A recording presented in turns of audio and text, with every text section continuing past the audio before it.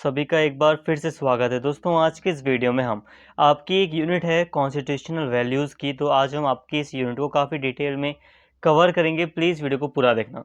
देखो दोस्तों, constitutional values and fundamental duties का ये सेकंड यूनिट है, जिसमें हम संवैधानिक मूल्य को पूरी तरह कवर करेंगे। कॉन्स्टिट्यूशनल वैल्यूज़ को पूरी तरह देखेंगे। जो भी चीज़ें आपको पढ़नी उन सभी टॉपिक्स की बात आज हम आपके सिलेबस के अकॉर्डिंग कर लेंगे। प्लीज़ वीडियो को पूरा देखना ताकि सारी बातें आपको आसानी से समझ आ सकें। देखो दोस्तों, सबसे पहले अगर हम बात करें तो कॉन्स्टिट्यूशनल वैल्यूज़ में अगर हम आपके सिलेबस के अकॉर्डिंग चलते हैं तो आपको सबसे पहले न्याय को पढ़ना है। देखो, जो भारत की जो प्रस्तावना है, प्रस्तावना आप जानते हैं, वो पहला पन्ना जो कि संविधान के बारे में सामान्य जानकारी हमें एक बहुत शॉर्ट में दे देता है। देखो, प्रस्तावना क्या है? संविधान का पहला पेज जो कि हमें बहुत आसानी से, जिसे हम पढ़कर अंदाज़ा पूरा लगा सकते हैं कि भारतीय संविधान में क्या क्या चीज़ें शामिल हैं, क्या नहीं। तो ये प्रस्तावना होती है और प्रस्तावना में न्याय की बात की गई है। तो ये क्या न्याय है, तो यहाँ पर हम उसे देख लेते हैं। तो प्रस्तावना की अगर हम बात करें तो न्याय से हम शुरू कर रहे हैं अपने टॉपिक को। तो प्रस्तावना में अगर हम देखें, जो संविधान की प्रस्तावना है या प्रियम्बल है, तो उसमें न्याय 3 भिन्न रूपों में शामिल है: सामाजिक, आर्थिक, राजनीतिक। मतलब ये कि जो प्रस्तावना है उसमें 3 प्रकार के न्याय की बात की गई है। पहला है सामाजिक। सामाजिक का मतलब होता है सोशल न्याय, सोशल जस्टिस। ये क्या है, इसको समझते हैं। सामाजिक न्याय का अर्थ है हर व्यक्ति के साथ जाति, रंग, धर्म, लिंग के आधार पर बिना भेदभाव किए समान व्यवहार। इसका मतलब है समाज में किसी वर्ग विशेष के लिए विशेषाधिकारों की अनुपस्थिति और अनुसूचित जाति और जनजाति, अन्य पिछड़े वर्ग तथा महिलाओं की स्थिति में सुधार। देखिए दोस्तों, सबसे बड़ी चीज़, आप न्याय से क्या समझते हैं ये बताओ। न्याय का मतलब क्या होता है? सबसे पहले आप ये समझिए इस बात को। न्याय का मतलब यही होता है कि किसी के साथ गलत ना हो, मतलब सबको समानता मिले। मान लो कि 2 लोगों ने लड़ाई लड़ी और एक को कानूनी लड़ाई लड़ने का अधिकार है और एक को अपना कानून, मतलब एक को कानूनी लड़ाई लड़ने का अधिकार नहीं है। तो क्या हुआ? बराबरी हुई? नहीं। तो मतलब यहाँ पे असमानता थी और जहाँ असमानता होगी वहाँ पर अन्याय होगा। कहने का मतलब है जो न्याय की धारणा है वो समानता से जुड़ी हुई है। आप न्याय का मतलब तो समझ पा रहे हैं ना? समानता से ये विचार जुड़ा हुआ है कि न्याय का मतलब है कि सबको इक्वल चीज़ें मिले। इक्वल चीज़ें का मतलब ये नहीं कि इक्वल पैसा बांट दिया जाए, मतलब मौका मिले, किसी के साथ गलत ना हो, किसी के साथ भेदभाव ना हो, यही होता है न्याय। अगर हम बात करें सामाजिक न्याय की कि सामाजिक न्याय क्या है, अब हम पूरा का पूरा भारत के कॉन्टेक्स्ट में पढ़ रहे हैं। तो सामाजिक न्याय का मतलब अगर हम बात करें तो सामाजिक न्याय का सिंपल सा अर्थ है कि समाज में किसी के साथ भेदभाव ना हो। देखो, भारत में सदा से ही समाज के अंतर्गत कास्ट सिस्टम, जाति प्रथा रही है, जिसके तहत कई लोगों के साथ भेदभाव हुआ है। जैसे कि जो शूद्र जाति के लोग थे, जो दलित लोग थे, जो वैश्य थे, उनके साथ काफ़ी भेदभाव हुआ है। उनको काफ़ी निम्न पायदान पर या निम्न स्थिति में रखा गया था समाज की। बहुत लोग मतलब बहुत लोगों को छुआछूत के तहत अछूत मान लिया गया था। तो समाज में बहुत लोगों का बहिष्कार भी किया गया भारतीय समाज में। तो सामाजिक न्याय, भारतीय प्रस्तावना में सामाजिक न्याय दिया गया है। इसका मतलब सिंपल सा है कि समाज में किसी के साथ भेदभाव ना हो, जाति के आधार पर भेदभाव ना हो, रंग के आधार पर ऐसा ना हो कि काले गोरे के आधार पर भेदभाव हो जाए, धर्म के आधार पर भेदभाव ना हो, लिंग लिंग यानी कि स्त्री पुरुष के आधार पर भेदभाव ना हो। ऐसा ना हो कि एक एक पुरुष को कई सारे अधिकार दे दिए जाएँ समाज में और स्त्री को अधिकार ना दिए जाएँ। तो इन सभी के आधार पर किसी भी प्रकार का भेदभाव ना हो, यही है सामाजिक न्याय। तो उम्मीद करता हूँ सामाजिक न्याय आप समझ गए। थोड़ा और इसे डिटेल में पढ़ा देता हूँ। देखो, सामाजिक न्याय का यहाँ पे मतलब ये भी है कि किसी भी वर्ग के पास विशेषाधिकार नहीं होगा, स्पेशल राइट्स नहीं होंगे, प्रिविलेज क्लास नहीं होगी। इसका क्या मतलब है? देखो, भारत में ना शुरू से ही एक ऐसा तबका रहा है, एक ऐसा वर्ग रहा है, एक ऐसा समुदाय रहा है जिसके पास विशेष अधिकार हुआ करते थे। जैसे कि अगर हम जाति प्रथा के कॉन्टेक्स्ट में देखें तो जो ब्राह्मण थे उनके पास ये अधिकार थे कि उनके पास कई सारे स्पेशल राइट्स थे। और अगर हम मॉडर्न टाइम पर देखें तो जब हम देखते हैं कि ब्रिटेन का शासन भारत में स्थापित हो जाता है, तो उस टाइम पर भी कई सारे राजा महाराजा थे जिन्हें ब्रिटेन की सरकार ने कई सारे विशेषाधिकार दिए हुए थे भारत में। तो जो अमीर वर्ग के लोग थे उन्हें अलग अलग मतलब विशेष स्पेशल अधिकार दिए गए थे।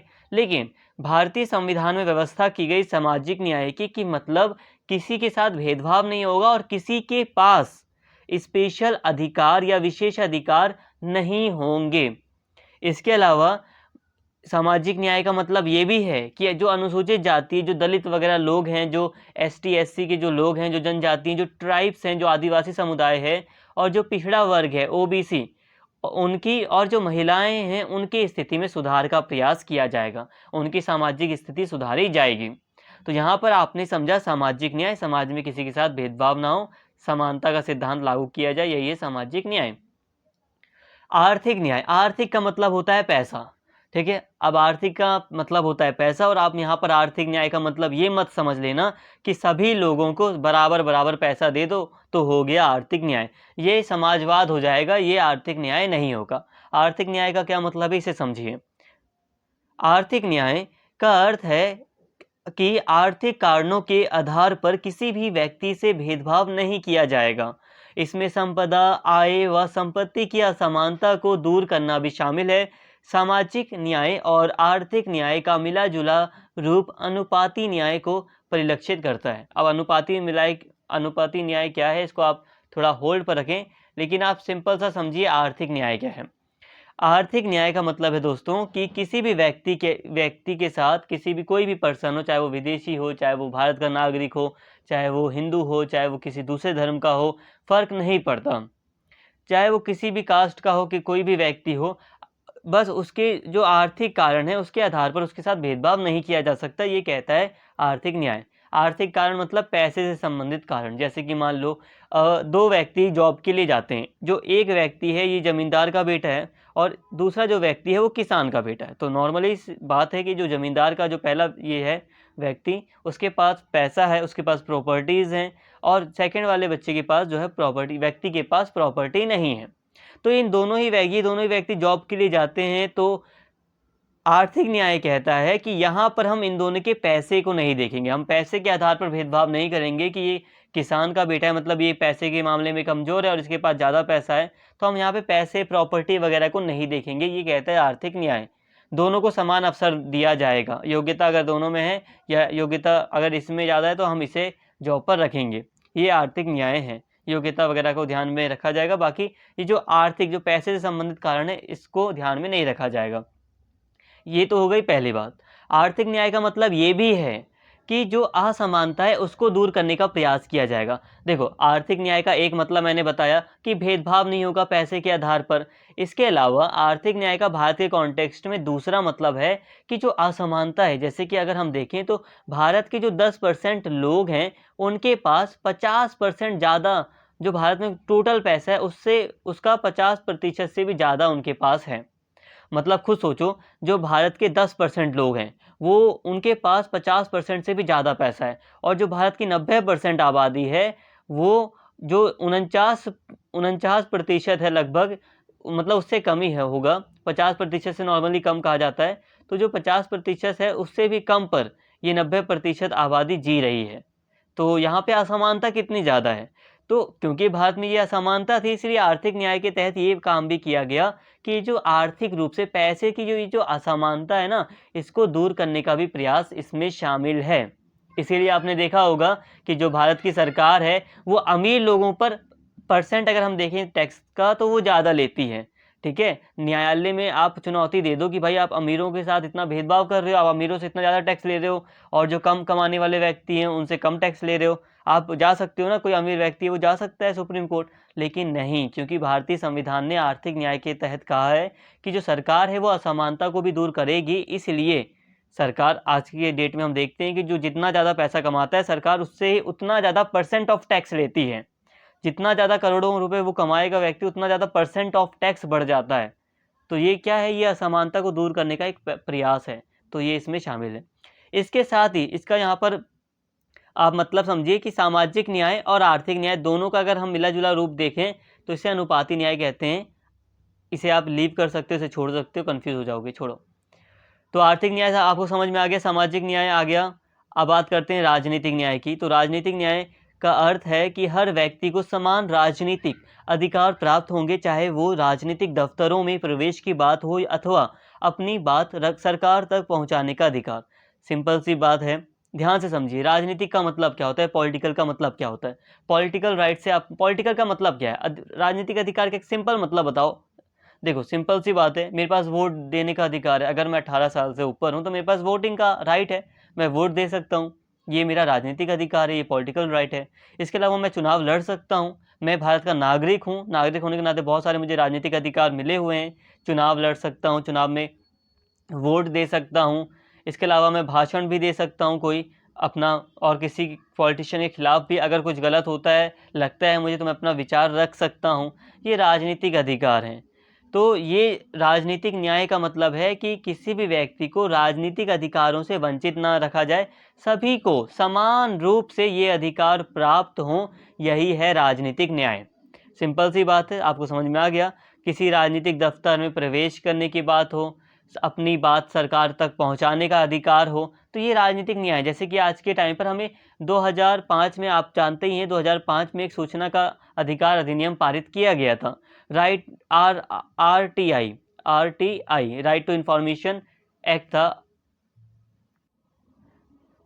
तो ये जो आरटीआई था, इसके तहत हम अपनी बात सरकार, मतलब सरकार से कुछ भी जानकारी प्राप्त कर सकते हैं। तो ये राजनीतिक अधिकार हैं।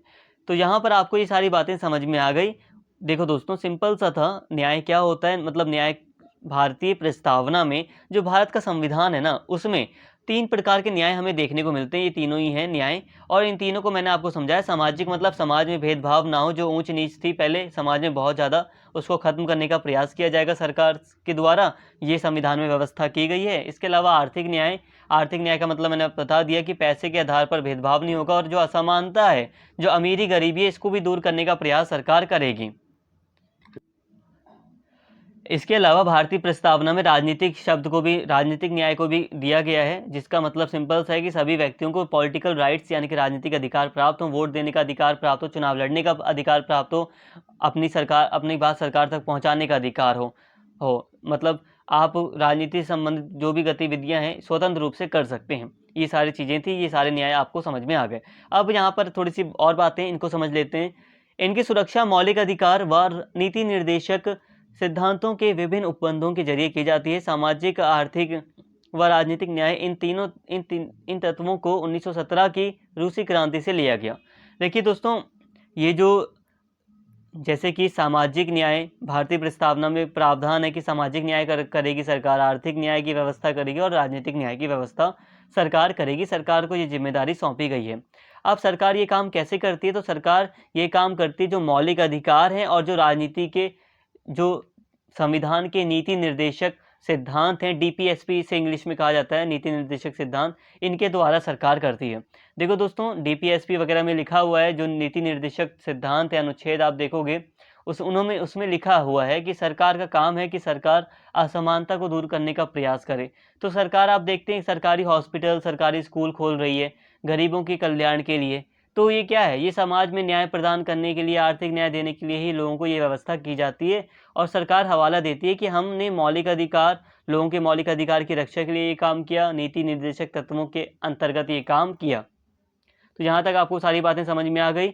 और ये जो शब्द हैं, सामाजिक, आर्थिक और राजनीतिक न्याय के, ये जो शब्द हैं, ये जो विचार हैं, वो कहाँ से आए थे, तो वो 1917 की रूसी क्रांति से इन शब्दों को लिया गया। रूसी क्रांति में इन शब्दों को इजाद किया गया, सामने आए ये शब्द, और इससे रूसी क्रांति से ये विचार हमने अपनाया है।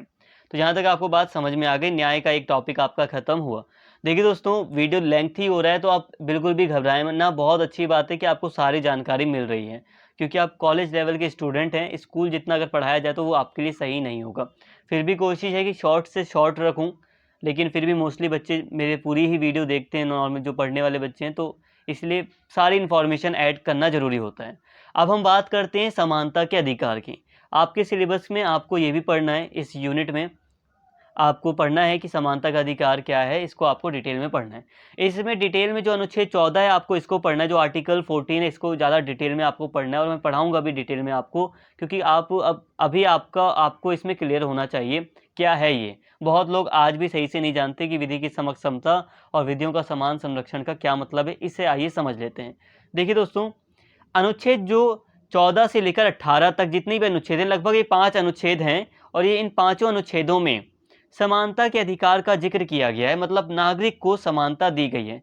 कभी कभी नागरिक को या विदेशी जो जितने भी व्यक्ति हैं सभी को समानता का अधिकार दिया गया है, और कहीं कहीं पे सिर्फ नागरिक को ही कुछ अधिकार मिले हुए हैं। देखिए समानता का अधिकार क्या है इसको समझते हैं। तो सबसे पहला जो अनुच्छेद है आर्टिकल 14 है, वो विधि के समक्ष समता और विधियों का समान संरक्षण का अधिकार देता है। Equality before the law and equal protection of law. तो ये क्या है इसको देख लेते हैं। देखो, विधि के समक्ष समता का मतलब है सिंपल सा कि कानून के आगे सभी व्यक्ति समान हैं, इक्वल हैं। ध्यान दीजिए, आपको पता होगा, मैं मानता हूं, बट आप यहाँ पे एक बार ध्यान से समझिए।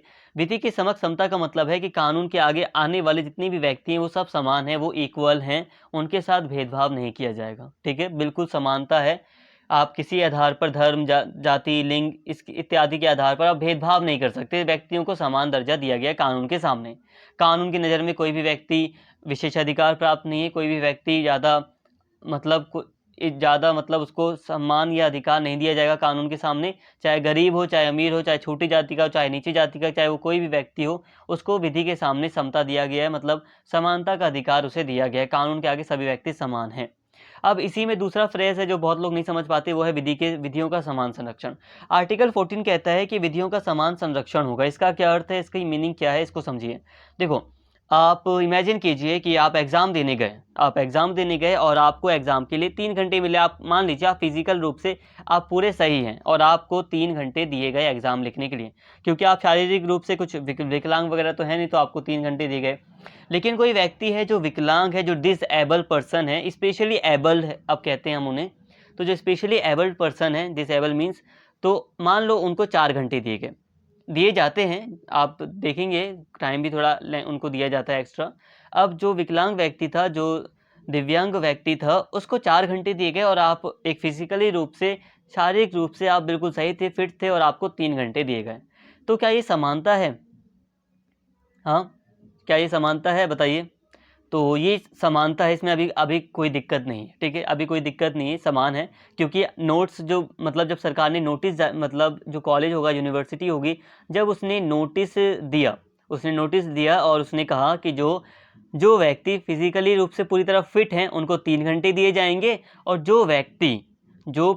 जो स्टूडेंट्स फिजिकली रूप से फिट नहीं हैं, दिव्यांग हैं या विकलांग हैं, तो उनको 4 घंटे दिए जाएंगे। ये नोटिस में साफ साफ कहा था, मतलब ये व्यवस्था सबके लिए की गई थी। ठीक है, आप बात को समझिए। तो यहाँ पर क्या है कि समानता है, यहाँ पर कोई भी भेदभाव नहीं है। अब इस कॉन्टेक्स्ट को एक बार और समझते हैं। अब मान लो कि आप फिजिकली रूप से फिट हो, ठीक है, आपको 3 घंटे दिए गए, और एक बच्चा है ऐसा है जो फिजिकली रूप से फिट नहीं है और उसको 4 घंटे दिए गए। तो ये क्या है, समानता है? ये नहीं। मतलब सॉरी, एक बच्चा है जो फिजिकली रूप से फिट है लेकिन उसको 4 घंटे दे दिए गए। आप भी फिट थे और ये भी फिट था, मतलब शारीरिक रूप से देखा जाए तो दोनों बराबर हैं, लेकिन इसको 4 घंटे दिए गए और आपको 3 घंटे दिए गए। तो ये भेदभाव है, ये सही नहीं है।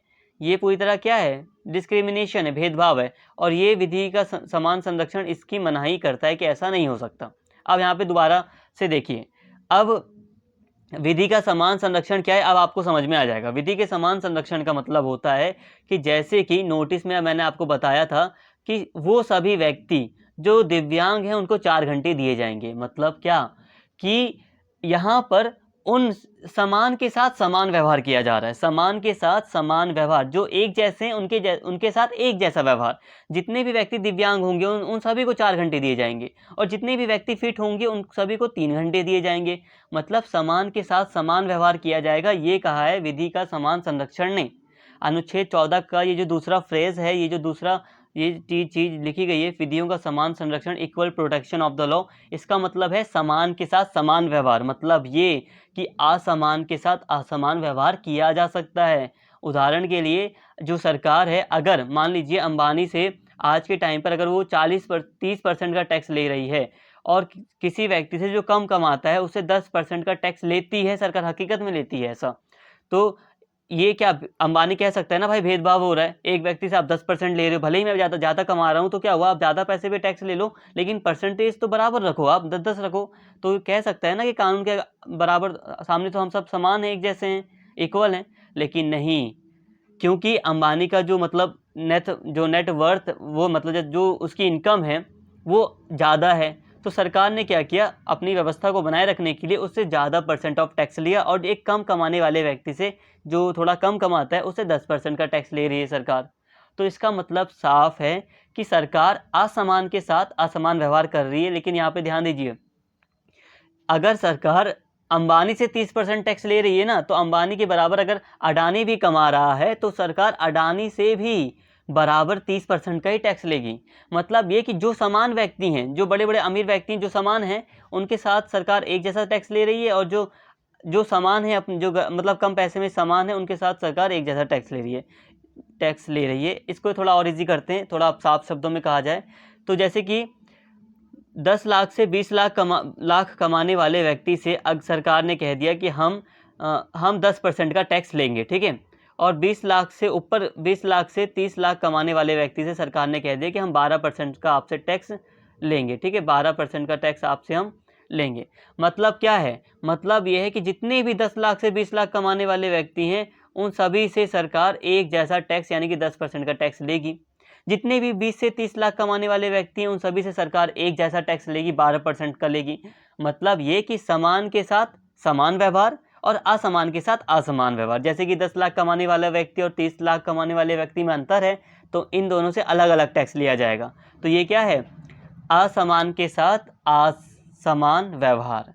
तो उम्मीद करता हूँ ये आपको समझ में आया होगा। विधियों का समान संरक्षण, विधियों का समान संरक्षण यही कहता है कि जो व्यक्ति समान हैं, इक्वल हैं, एक जैसे हैं, उनके साथ एक जैसा व्यवहार किया जाए, और जो व्यक्ति मतलब हाँ, यही है कि जो समान है उनके साथ समान का व्यवहार किया जाए, जो असमान है उनके साथ असमान का व्यवहार, ठीक है। जैसे कि एक व्यक्ति बिल्कुल फिट था, तो जो व्यक्ति फिट है जितने भी, उनके साथ एक जैसा व्यवहार किया जाएगा, और जो व्यक्ति डिसेबल हैं, जो अभी पूरी तरह एबल नहीं है या दिव्यांग हैं, उनके साथ एक जैसा व्यवहार किया जाएगा, चाहे वो जितने भी व्यक्ति हों।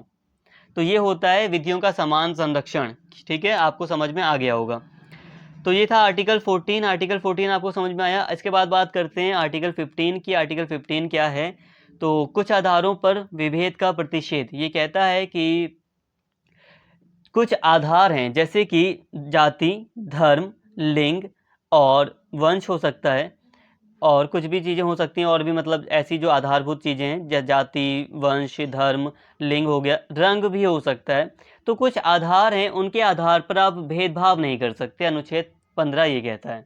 जैसे कि मान लो आप किसी शॉप पर गए, आप होटल में गए, किसी रेस्टोरेंट में गए, और आपको कह दिया जाए कि नहीं भाई, आप एंटर नहीं कर सकते, आपका धर्म हमारे धर्म से मैच नहीं करता, हम आपको एंटर नहीं करने देंगे। तो ये बिल्कुल कानून का उल्लंघन है, और उस व्यक्ति को पनिश भी किया जा सकता है। तो ये इस पर रोक लगा दी गई है कि धर्म के आधार पर आप किसी को रोक नहीं सकते कहीं पर भी, मतलब भेदभाव नहीं कर सकते धर्म के आधार पर। इसके अलावा जाति के आधार पर नहीं कर सकते, रंग के आधार पर नहीं कर सकते। इसके अलावा मैं एग्जांपल देता हूँ, जैसे कि मान लो कि आप किसी पार्क वार्क में जा रहे हो, अब सार्वजनिक प्लेस है, आमतौर पर आप जाइए, चाहे आप निजी होटल में भी जा रहे हो, कोई दिक्कत नहीं है, लेकिन कुछ आधार पर आपके साथ भेदभाव नहीं होगा। जाति हो गई, या धर्म हो गया, या वंश हो गया, आपके साथ भेदभाव नहीं किया जा सकता। लेकिन यहाँ पर रुकिए, समझिए, मान लीजिए कि अब सभी व्यक्ति एयरपोर्ट पर पहुँच जाएँ, और सभी व्यक्ति कहें कि भाई हमें तो प्लेन में बैठना है, क्योंकि भाई समानता का अधिकार है, और क्या मैं इस देश का नागरिक नहीं हूँ भाई, मुझे भी प्लेन में बैठाओ। सभी व्यक्ति पहुंच जाएं, तो यहाँ पर कुछ मतलब सीमाएं होती हैं। जैसे कि अब जो प्लेन का जो मतलब जो व्यवस्था है, वहाँ पे सिस्टम ये होगा ना कि जिन व्यक्तियों के पास इस प्लेन की टिकट है, वो सभी व्यक्ति इस प्लेन में बैठ सकते हैं, चाहे वो किसी भी रंग के हों, चाहे किसी भी जाति के हों, ठीक है। ये व्यवस्था है। मतलब कुल मिलाकर कुछ चीज़ों पर भेदभाव, कुछ चीज़ों के आधार पर भेदभाव किया भी जा सकता है, कुछ के आधार पर तो नहीं होगा। जैसे कि धर्म, जाति, लिंग, वंश के आधार पर तो भेदभाव नहीं होगा, लेकिन हाँ, पैसे के आधार वगैरह पर या कुछ योग्यताएं हैं, उसके आधार पर किया जा सकता है। पैसे के आधार पर कैसा भेदभाव, पैसे के आधार पर ऐसा नहीं होगा कि आपकी प्रॉपर्टी देखी जाएगी कि आपके पास कितना है। ये डिपेंड करता है कि आप कहाँ पर हैं। जैसे कि मान लो आप 5 स्टार होटल में गए, तो आपको हो सकता है कि वहाँ पे एंट्री फीस देनी पड़ जाए। जैसे कि आप देखोगे कि कई सारे होटल खुल रहे हैं, जहाँ पर आपसे पहले 100 या 200 रुपये ले लिए जाते हैं, उसके बाद कहा जाता है भाई आप जा सकते हैं, हाँ, अगर आप खाने इतने रुपए का हमारा खाना खा लेंगे तो हम ये आपको रिटर्न कर देंगे, ये पैसे। तो मतलब ये है कि आपको पहले फ़ीस भरनी पड़ेगी। तो अगर आपके पास पैसे नहीं है फ़ीस भरने के, तो भाई फिर आपको वो कैसे देंगे, अंदर आने ही नहीं देंगे। तो वो गलत नहीं होगा, वो भेदभाव हो सकता है, वैसा भेदभाव हो सकता है, लेकिन हाँ सिर्फ जाति, धर्म या रंग के आधार पर भेदभाव नहीं किया जा सकता। इसके अलावा आर्टिकल 16 है। आर्टिकल 16 कहता है कि लोक नियोजन के विषय में अफसर की क्षमता है। मतलब ये कि जो नौकरियों से संबंधित जो अपॉर्चुनिटी है उसमें सभी लोगों को अपॉर्चुनिटी अवसर दिए जाएं। देखिए, सरकार ने नौकरी से संबंधित 100 भर्तियां निकाली, ठीक है। अब उस 100 भर्तियों में सरकार योग्यता निर्धारित कर सकती है, लेकिन सरकार सबको समान रखेगी। ऐसा नहीं होगा कि सरकार असमानता रखे, कि सरकार किसी जाति धर्म के आधार पर व्यक्तियों को चयनित करे, ऐसा कुछ नहीं। सरकार के अधीन जितनी भी सरकारी पद होंगे, जितनी भी पोस्ट होंगी, उसमें सभी को समान अवसर दिया जाएगा नौकरी में आने का, ठीक है। किसी के साथ भेदभाव नहीं होगा। हाँ, लेकिन यहाँ पर कुछ लिमिटेशन है, आप लिमिटेशन समझिए। चलो लिमिटेशन में लास्ट में समझाऊंगा क्या लिमिटेशन है। और थोड़ा बैकग्राउंड नॉइज आ रहा है, आने दो, मैं कुछ कर नहीं सकता, एग्जाम का टाइम चल रहा है। अस्पृश्यता का उन्मूलन। अस्पृश्यता का उन्मूलन क्या है, अब इसे समझिए। तो आर्टिकल 17 में कहा गया है कि जो पहले छुआछूत की जो प्रथा थी, जिसके तहत कुछ पर्टिकुलर व्यक्ति को छुआछूत के तहत अछूत मान लिया गया था, यानी कि उनका स्पर्श, उनको देखने से भी लोग अपने आप को अपवित्र मान लेते थे, तो अछूत की जो व्यवस्था थी इसको खत्म कर दिया गया पूरी तरह। इसको आर्टिकल 17 ने खत्म कर दिया गया है। अब आर्टिकल जो 18 है, आर्टिकल 18 से पहले क्या था, ध्यान से सुनिए। भारत में जब बहुत सारे जो राजा वगैरह थे, औपनिवेशिक टाइम पर भी आपने सुना होगा रियासतें थी, तो वहाँ पर अंग्रेज उन्हें कई सारी उपाधियाँ देते थे। अंग्रेज होगा नहीं तो वो लोग खुद ही कई सारी उपाधियाँ धारण कर लेते थे। उपाधियों का मतलब था कई सारे विशेषाधिकार। अब जैसे कि अंग्रेजों ने किसी को महाराज की उपाधि दे दी, हालांकि महाराज का मतलब ये नहीं कि वो पूरा राज करेगा देश पर, लेकिन नहीं, इसका मतलब ये था कि उसके पास कई सारे स्पेशल राइट्स थे। तो मतलब ये कि जो उपाधियां वगैरह दी जाती थी उसका उन्मूलन कर दिया किसने, 18 जो आर्टिकल 18 था उसने उपाधियों का पूरी तरह अंत कर दिया। किसी भी प्रकार की उपाधि नहीं दी जाएगी, इसने ये कहा। लेकिन हाँ, इसने कहा कि जो सेना से संबंधित उपाधि है, जो शिक्षा के क्षेत्र में, नॉलेज के क्षेत्र में जो कुछ उपाधियां हैं उनको दिया जाएगा। जैसे कि जो पद्म विभूषण हो गए, ये सब जो चीज़ें दी जाती हैं वो नॉर्मली दी जाती हैं अवार्ड के रूप में, वो उपाधियों के तौर पर दी जाती हैं। लेकिन हाँ, कोई भी जो व्यक्ति है वो पद्म विभूषण वगैरह का जो नाम है वो अपने नाम के आगे नहीं जोड़ सकता, चाहे वो किसी भी व्यक्ति को दिया जाए, नाम के आगे वो इस चीज़ को नहीं जोड़ेगा। तो सिंपल सा है, सेना सेना से संबंधित और शिक्षा से संबंधित उपाधियों को छोड़कर सभी उपाधियों का अंत कर दिया गया आर्टिकल 18 के द्वारा। तो दोस्तों, यहाँ पर हमने समानता के अधिकार को देखा और समानता के अधिकार में हमने काफ़ी बातें समझ ली। अब यहाँ पे कुछ लिमिटेशंस हैं, उनको थोड़ा सा मैं बता देता हूँ कुछ। जैसे कि आर्टिकल, अगर अभी हमने 14 में देखा तो समानता है, सब बिल्कुल समानता है, विधि के समक्ष समानता, लेकिन यहाँ पर कुछ लिमिटेशन है। लिमिटेशन को समझिए। जैसे कि राष्ट्रपति या राज्यपाल को अगर गिरफ्तार करना है तो वो अभी पॉसिबल नहीं है। पॉसिबल तो है, ऐसा बात नहीं, लेकिन बहुत लंबी प्रक्रिया है उन्हें गिरफ्तार करने की। तो नॉर्मली कहा जा सकता है कि जो आर्टिकल 361 है, ठीक है, उसके तहत ये व्यवस्था की गई है कि जो राज्यपाल है, जो राष्ट्रपति है, अगर उसे गिरफ्तार किया जाना है तो उसे पहली बात तो अपने कार्यकाल के दौरान गिरफ्तार नहीं किया जा सकता, लेकिन फिर भी बहुत अर्जेंट है, बहुत बड़ी चीज़ है, तो उसे पहले सूचना देनी पड़ेगी, कई कुछ समय पहले, उसे लगभग कुछ दिन पहले, कुछ हफ्तों पहले ये सूचना देनी पड़ेगी राष्ट्रपति या राज्यपाल को न्यायालय के द्वारा कि आपको गिरफ्तार किया जा सकता है या आपसे पूछताछ की जा सकती है। मतलब एक तरह से आप कह सकते हो कि राष्ट्रपति हो गए, राज्यपाल हो गए, उन्हें विधि की समक्ष समानता से संबंधित कुछ छूट मिली हुई अपवाद है। इसके अलावा भारत में काम कर रहे दूसरे देशों के जो राजदूत हैं, जो दूसरे देशों का जो प्रतिनिधित्व करने वाले जो राजदूत हैं, अगर वो कुछ कर देते हैं, कुछ क्राइम कर देते हैं भारत में, तो उनको भी थोड़ी सी छूट दी गई है। जैसे कि उन पर भी कार्रवाई करना आसान नहीं है। दूसरे देश, जिस देश का वो व्यक्ति वही उस पर कार्रवाई करेगा। हालांकि गहराई से देखेंगे तो बहुत नियम है। इसके अलावा जो यूएन है, यूएन को आप जानते हैं, यूनाइटेड नेशन है, जो संयुक्त राष्ट्र है, तो इसकी बहुत सारी एजेंसियाँ हैं और इसके बहुत सारे लोग काम करते हैं, एक दूसरे के देशों में काम करते रहते हैं।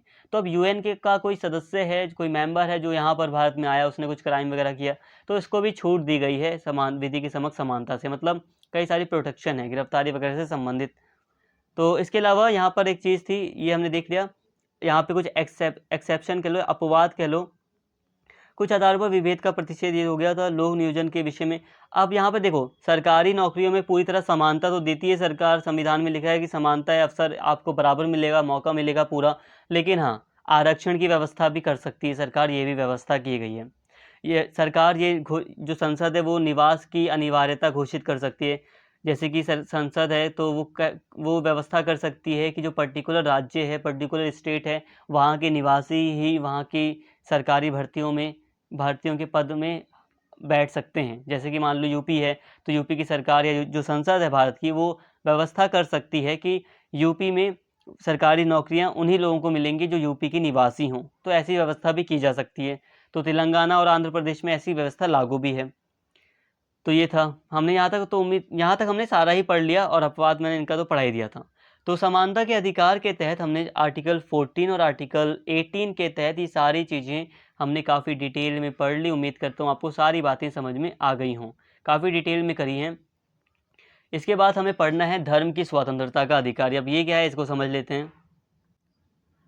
दोस्तों वीडियो थोड़ा बड़ा हो जा रहा है, तो मुझे लगता है कि इस टॉपिक को और दूसरा जो टॉपिक बचा है उसको हम नेक्स्ट वीडियो में कवर कर सकते हैं। तो वीडियो को मैं यहीं पे स्टॉप करता हूँ, और नेक्स्ट जो लेक्चर आएगा वो ज़्यादा लंबा नहीं होगा, इजी होगा, ज़्यादा बड़ा भी लेक्चर नहीं होगा। तो उम्मीद करता हूँ सारी बातें आपको समझ में आ गई होंगी। तो प्लीज़ दोस्तों, प्लीज़ अगर आपको वीडियो अच्छी लगी हो तो कमेंट करके अपना फीडबैक ज़रूर दें, और अगर चैनल को अभी तक सब्सक्राइब नहीं किया तो प्लीज़ चैनल को सब्सक्राइब कर लें। Thank you.